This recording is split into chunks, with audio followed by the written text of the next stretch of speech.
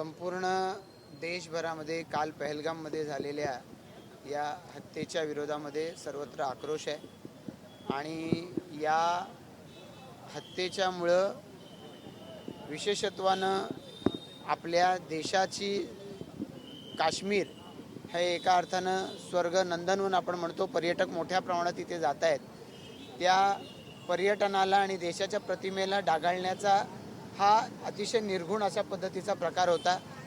आमच्या सगळ्यांचं दुर्दैव आहे की पनवेलचे दिलीप देसलेजी हे पर्यटनाच्या निमित्तानं त्या ठिकाणी गेलेले होते आणि पनवेलमधल्याच एका निसर्ग पर्यटन ग्रुपच्या माध्यमातून गेलेले असताना त्यांच्यावरती हा अशा पद्धतीचा निर्घृण हल्ला झाला आणि गोळीबारामध्ये ते त्या ठिकाणीच गतप्राण झाले.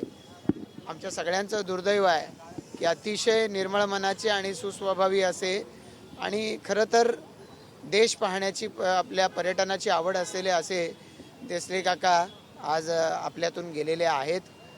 याच पद्धतीनं ज्यांचा मृत्यू झाला आहे त्या सगळ्यांच्याच बद्दल संपूर्ण देशाच्या भावना तीव्र आहेत आणि अशा या प्रत्येक हत्येचा बदला एक एक व्यक्ती जी याच्या पाठीमागं आहे, ज्यांनी प्रत्यक्ष केलं, ज्यांचं नियोजन होतं, ती संघटना याच्या पाठीमागे असेल, या प्रत्येकाला याच्याबद्दल शासन झालं पाहिजे आणि याचा बदलाच घेतला पाहिजे, अशीच देशाची संपूर्णपणानं भावना आहे. सर, कुटुंबियांकडून शासनाकडून काय मदत होणार आहे? तुम्ही काय या संदर्भामध्ये आम्ही दिवसभर हे त्यांचं पार्थिव शरीर यावं, वेळेत यावं आणि वेळेमध्ये अंत्यसंस्कार व्हावे याच्या पाठीमागं होते.